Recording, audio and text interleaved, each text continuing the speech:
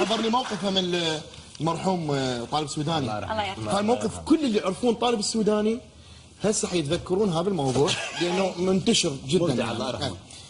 فوياه بس يرجع عند لاده قبل ال 2000 عند لاده، فطلعنا من الاستوديو حكمه ثانيه هذا نأمر جسر ما اظن هو دا يسوق. حلو. كانت تفوت من يمنا مرسيدس 500 اس اي ال بردات واريالات. فاتت خطوه لا يا ابوك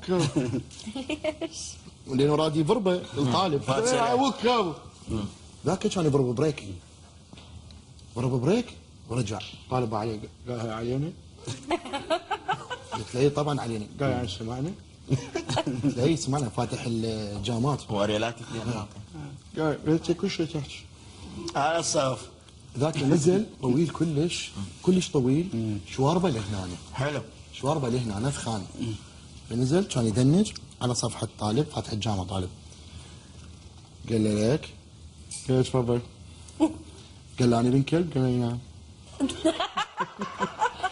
قال له يعني انا بن كلب؟ قال له نعم. قال له مو انا على ابو ابوك. قال له تقدر.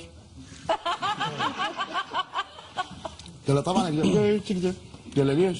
قال له هتلر عنده لطخه هنا نعل ابو الدنيا كلها. انت شواربك لهنا شو تسوي بيها؟ حلو. الموقف قبل